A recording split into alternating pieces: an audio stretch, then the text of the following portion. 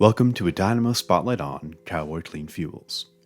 Today, Kristin Barbato, co-founder and president of Dynamo Energy Hub, interviews Ryan Waddington, co-founder, chairman, and CEO of Cowboy Clean Fuels. Cowboy Clean Fuels is an innovative and forward-thinking renewable natural gas company based out of Denver, Colorado. Love this countdown. Doesn't it make it look official? It's like old-time TV. I know, right? So Ryan, it's so good to see you. Really, we're so excited to talk with you. Nice to see you. I'm actually in Austin, the city where we met. I think it was a couple of years ago at the Pickering Team Fest. That's right. When they had their concert. Yeah. So I was asking you about who is Cowboy Clean Fuel? We're a climate tech and energy transition company. We're based in Denver. We have a field office up in Gillette, Wyoming. And we co-founded the company in 2020. We licensed we're commercializing some patents that were licensed from the University of Wyoming, hence the Cowboy name. And my co-founder is a professor there. He's been working on this technology for 15 plus years. And so he's the author of the patents that we're commercializing. And fundamentally what we do is we produce renewable natural gas and also permanently sequester carbon dioxide that's been removed from the atmosphere kind of at the same time. So we utilize readily available renewable biomass feedstocks. We utilize or use unutilized energy production infrastructure and assets, which there's a lot up in this part of Wyoming that we operate. And ultimately, we leverage a number of natural processes that are kind of embedded in the atmosphere to biosphere to geosphere carbon cycle, and kind of bring all that to life again to produce RNG at the same time we sequester CO2. Yeah. So University of Wyoming, I thought for sure you were going to mention University of Michigan behind you there. Yeah, you noticed my pocket. We're having a tough go of it right now, but hopefully we'll come through in the end. Yeah, I thought you always do. Being in Texas, some people will say, "Oh, Cowboys," but it's the Wyoming Cowboys are the Wyoming Cowboys that we're referring to. So. As we go too far afield from our conversation here, I will tell you, I went to my first Longhorns game recently. So. Oh yeah. Yeah. That's exciting. Anyway, so speaking of Michigan plays Texas next year, so maybe next year this time. That's right, because they're changing conferences, right? Yeah, exactly. Yep. Yeah. Oh, cool. Anyway, enough about college football. We'll talk about that on another time. But when it comes to the carbon sequestration, and then into renewables, this is really what people are terming green molecules now, right? Mm-hmm. Yeah, absolutely. And it's really important because, there's a lot of, everybody's trying to decarbonize, right? We're trying to address climate change. And there's a limit to what you can decarbonize with the solutions that we have, at hand that are scalable today. So think wind and solar, maybe to some extent, batteries and electric vehicles. But that only takes you so far. There are, industrial processes and applications that can't be decarbonized with those forms of electricity. We need actual molecules. We need methane for myriad, uses. And so the question is, how do we decarbonize, those things? I think we have to find ways to continue to use, methane molecules. Obviously, what we do, we're trying to fill that void, right? We're producing renewable methane, and in our case, it's actually carbon negative renewable methane. So we think that this is going to increasingly be an important part of the whole decarbonization, path that we're all on. Yeah. So this is, I think, effectively, it sounds like this is what this is the role you're establishing within the energy transition. I wonder if you could tell us a little bit more about what that role is and how it makes you unique. Yeah. Exactly. So it's that and more. It's really what makes us unique is a number of things, but they're all kind of tied up to this, this process I described. So the first is, that we are producing RNG at the same time, that we can sequester CO2. On the RNG side, what makes us really unique is our scale and our cost. So RNG is a market today, and it's dominated by anaerobic digesters, these big steel vessels that are built on the surface and connected to dairy farms. The challenge with those There's a number of them, but the big challenge with those is they're relatively small scale and they're relatively expensive. They're significant CapEx associated with those. And we are kind of the opposite, right? So we can produce at very large scale and we have very low CapEx. And the reason we can do that is because, where they have to build these big steel vessels to put the feedstock in to run the process and let the microorganisms that produce the methane do their thing, we utilize basically a massive geologic formation. In our case, it's a coal seam that's about 1,000 feet below the ground that does the same thing. So it's the host site, it's the media for these microorganisms. The same ones, by the way, that are in the digesters at the dairy farms happen to naturally exist in these coal seams, below the ground. And so, all we need to do is provide the feedstock. So we inject the feedstock into the subsurface, make it available to the bugs that are there in these massive, we call them geobioreactors, where the host the bugs and they do their thing. So we don't need to build that. It already exists. Nature did it for us, right? So we have the scale that starts to get close to the traditional energy, industry, upstream gas infrastructure kind of scale. But the CapEx, that is orders of magnitude lower than traditional digester technology. So that's the first big thing that's different. The second thing, it sounds like the first one is, to boil it down, you don't have to build the big plant. Right. It's a huge advantage, right? And then when you think about the challenge we have, for both energy transition and decarbonization, it's scale, right? The challenge we have is that the industry is so big and the challenge is so big. We need scalable solutions. And look, we cheer on every digester project that gets built, but when you add up the molecules and the impact, it's every one of them is pretty small. And so we think we can have a bigger impact because of the scale that exists there in the powder. Just as a quick data point, so our first project will produce about 0.7 BCF of RNG per year. It's on about wells that are on about a 12,000 acre footprint. The Powder River Basin as a whole, something like 15 million acres. So you're talking about orders of magnitude more size. And when you compare that to a typical digester output in terms of RNG, we're already orders of magnitude bigger. So we have the potential to be much bigger and make a real difference in RNG. The other thing that's really unique, again, goes back to this co-benefit, this on the carbon side. So with we sequester CO2 at the same time we produce the RNG. So if you go back a little bit to not to get too sciencey, but the way that process works, the bacteria, they break down the organic matter and they make CO2 and methane as a byproduct, correct? Yeah, at roughly the same rate. It's just when you kind of do the stoichiometry of the reaction, that's what you get. And it doesn't matter whether I remember that word.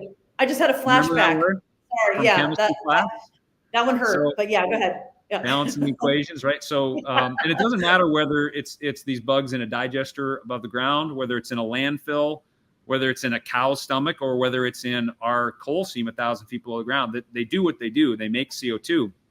But whereas, on the surface, whether you're at a landfill or a digester, you have to scrub out that CO2 and you have to concentrate the gas if you want to move that gas into a pipeline to, an end use for natural gas or for methane. In our case, we don't have to do that because the coal seam, in addition to hosting the bacteria and the archaea, it also scrubs out the CO2. It's again, natural process. We didn't have to pay for it. We didn't have to engineer it. It just naturally happens at the pressures that exist in that subsurface coal seam. The CO2 can't escape. It gets adsorbed. Think of it as like Velcro. It gets Velcroed on the coal. And so when we produce, when we pump the wells, right, that are offset to where we're injecting, the only thing that comes up is methane. We get about 97 or 98% methane. And so we're pipeline quality, ready to go right away. So that reduces our operating costs. So we've already got lower CapEx, right? Now we've got lower operating costs from that standpoint, a huge advantage. But the other thing, if you go back to the revenue line, because the source of our carbon, not only that's in the RNG, but that's also in the CO2 that gets sequestered, was originally atmospheric CO2. So if you think about our feedstock is a byproduct of sugar beets. And sugar beets, like any plant, grows through photosynthesis, which pulls CO2 out of the air. So that carbon that gets sequestered away is actually carbon removal. And one of the things you're seeing in the carbon markets today, excuse me, is really high prices, really nice premiums being paid for carbon removal credits versus just traditional offset credits that might come from a wind farm or a forestry project. And so that's what really makes us unique. The scalability, the low CapEx, and the co-benefits on the carbon side, not only that reduce our OpEx, but create a new revenue opportunity for us in the form of carbon removal credits. Wow. This is great. So if I go, I'm going to paraphrase a little bit, see if I understand. When Sure. you're already through this natural process, removing the CO2 and storing it. Yep. Which is enabling you to lower your OpEx because you're going to have to do that anyway, but it's also creating a revenue stream in terms of exactly credits. Right. Yeah. Okay. Yeah. It's really an amazing set of things that, and mostly, I mean, obviously there's a lot of know-how here. There's patents that protect it, but a lot of this is the natural systems that we're just taking advantage of. We don't even really have to engineer them much. And you see a lot of that in the carbon world today, people looking to leverage existing kind of natural processes, whether it's with some of the ocean-based stuff or whatever. We're doing the same, right, with geologic formations and microbial communities that exist. And I think that's that there's a lot of potential there. And it's kind of the thing we should be doing. Really, it's just trying to find scalable natural solutions to these really big problems. So I'm going to throw a term at you. You tell me if this is right. I've heard a term, biomimicry. Could you? Yeah. Is it kind of in that genre almost? It is. So it's a interesting term and very important one. And it comes into play in a lot of sustainability type applications. In our case, I think it's even one step closer than that. We don't even need to replicate the natural process. We just use it, right? So biomimicry in our case might be if you built a surface level reactor and then pulled coal from underneath the earth and tried to replicate the geobioreactor on the surface. That would be almost the biomimicry approach. In fact, we don't even need to do that. We just use it as it sits. We just do we leverage it exactly where it is. And so it's even one notch easier, one notch more, simpler. Yeah, not less complicated. So I would ask again, in terms of the landscape of the energy transition, what do you see that are macro trends that are impacting Cowboy Clean Fuels? Yeah, and here's where we're, timing is everything in business in a lot of ways, and the timing for what we're doing just couldn't be better. So we see a lot of tailwinds right now, both in RNG and in carbon. So in particular in RNG, this market's been around for a while, but it's been dominated by a couple compliance markets. So the California Low Carbon Fuel Standard, the EPA's Renewable Fuel Standard, which are transportation markets. So RNG has been participating in both, but kind of limited to the natural gas usage in transportation as the level of impact. And as we all know, natural gas, that's a small use of natural gas. When you think about the global supply and global demand. And so, but what we're seeing that's really helping now is we're starting to see voluntary markets emerge for RNG. And that's going to open up a whole nother level of opportunity and really a whole nother level of impact. Again, going back to what I said earlier, the applications, that are starting to get fed through these voluntary markets are the hard to decarbonize industrial processes where you need the methane molecules, you need those green molecules, as you mentioned, and that's just a fantastic realization, not only for the climate in our plans to decarbonize, but for what we're doing at Cowboy, because that's where we really want to go. That's the scale that we want to be operating at, and so we're seeing demand for those green molecules come to us, as a scale producer. So that's the first thing. And the other side is really on the carbon, as I mentioned before, this carbon dioxide removal, or CDR, credit market really emerged just in the past 6 months.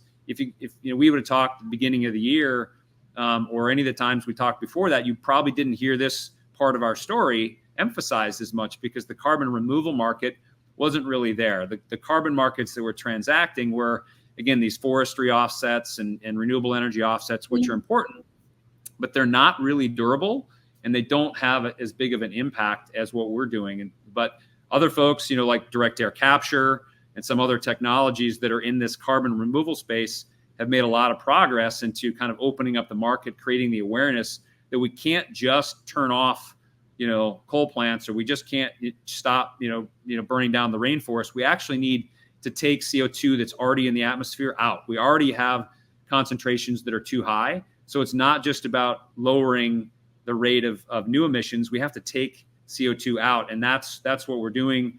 And increasingly, market participants are desiring those kind of credits. Microsoft is the biggest buyer, in the world for CDR credits, and they've been doing transactions of late that are there was one recently was $200 million in value.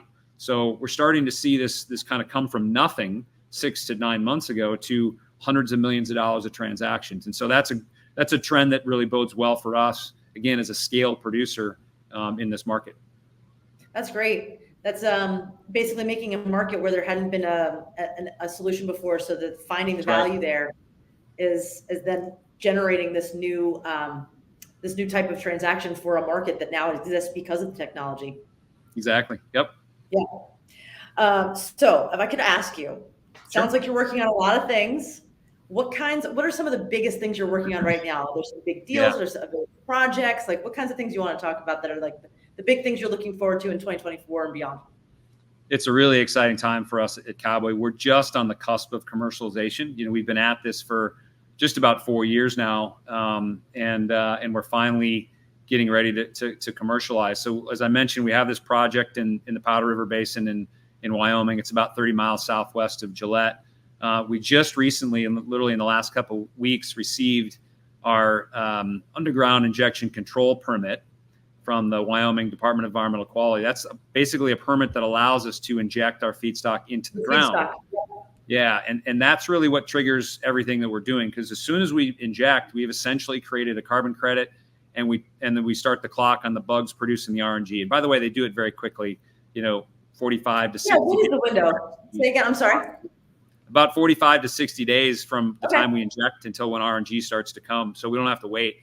But that's what's really exciting us right now is we're just waiting for some pumps to show up and some mixers, and then we're going to be injecting and starting to have commercial operations. So we're right on the cusp of that. So it's really, really exciting times for us. And we're starting, therefore, working on offtake, finding buyers for both the RNG and the carbon credits. So if anybody watching this is interested, feel free to reach out. We're just starting to have conversations, and there's a lot of opportunity there to get on the ground floor. So that's what's going on right now, where everybody's really excited about pushing these things forward. That is super exciting. Quick question about your feedstock. You said, where's it coming from, and how are you making sure that you have enough for your scalable operation? Exactly. It's a great question, and one that very often, gets asked, and certainly investors want to know this. And, sure.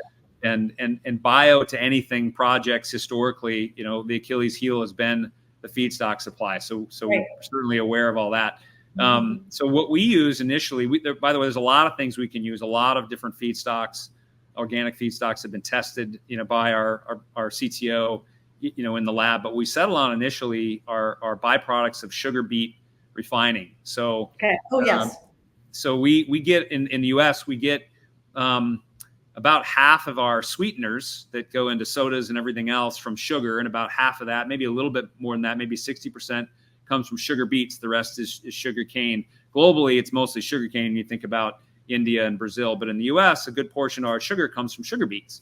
And those beets tend to grow really well in the northern climes. So all around us, from Idaho to Montana, in Wyoming, as well as Colorado, Nebraska, and North Dakota, sugar beets are grown. And as you process sugar beets from the raw beet into white crystal sugar, there's a number of byproducts that come off, and the one that's most important to us right now is molasses, and it's just what you think. It's that brown, syrupy, semi-sweet stuff that you make ginger snaps with. In our case, the molasses that comes from sugar beets generally is not consumed by humans. The molasses you probably have probably comes from sugar cane, but it does have a use that cows, beef cattle, consume a little bit of it as a kind of a semi-sweet, calorie filler in the winter months when they don't graze in the northern part of the country. So we take that only, it's a small part of their diet, so we're not impacting anybody's steak dinner or burgers or anything like that. We'll take some of that away, and we utilize it for what we do. So because the sugar industry in the U.S. is so highly regulated, it's it's stable. It's very consistent year over year. The same amount of molasses is produced year over year. Prices have fluctuated a little bit because all commodities have been a little bit up and down, mostly up the last few years, but they're on their way down. But it's a really good feedstock for us because it's locally available. It's available in large quantities. There's already a distribution infrastructure in place. We can move it via truck or rail, and because it's consistent and reliable, over time.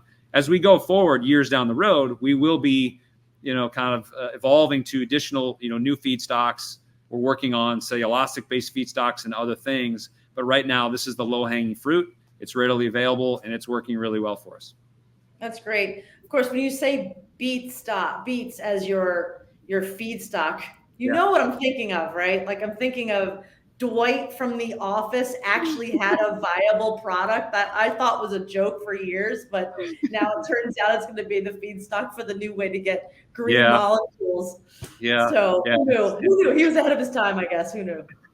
It is. It's an interesting market for sure, but it's an important one for farmers in the northern part of the country where the ground isn't as good for soybean or corns. There's history, going back over 100 years in Idaho and Montana and North Dakota and growing sugar beets, and so it's an important crop for that community and in our region, and so we feel like we're actually going to help create a sustainable path forward, regardless of what might happen, in a kind of a macro, environment for sugar or for sweeteners.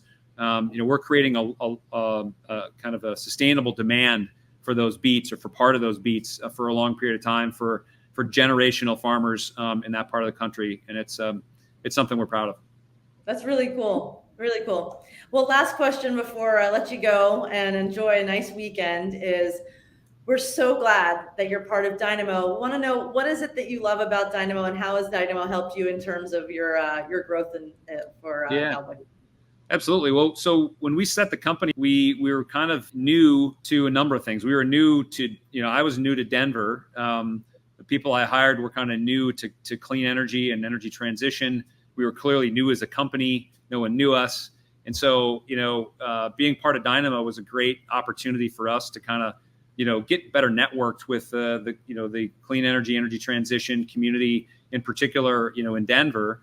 But also given, Dynamo's, strategy and operations, with offices or locations all around the country, creates an opportunity for us to stay connected, not just locally, but even globally, with innovators and change makers that are important to what we're doing. So it's that networking, that community, is really valuable for us. And clearly, not just events, which have been fantastic, but content, and then opportunities for outreach, like this is great for a company like Cowboy. So we've been really happy with our membership, and we intend to be part of Dynamo for a long time to come.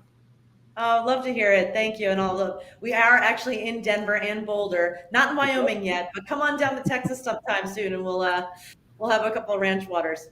Absolutely. It's starting to get cold up here in the north, so we'll come down pretty soon. Sounds great. Brian, thank you so much for taking the time to chat with us today. We're very excited to see what it is you're doing and some of the progress that you've made, especially with some of these new markets. So anyway, wish you the best. Have a fantastic weekend, and we'll see you soon. Appreciate it. Thanks a lot. Have a good one. This has been a Dynamo Spotlight on Cowboy Clean Fuels. You can find more of Dynamo's work on our website, dynamoenergyhub.com, as well as LinkedIn, Instagram, and of course, YouTube. Thank you for listening. We'll see you next time.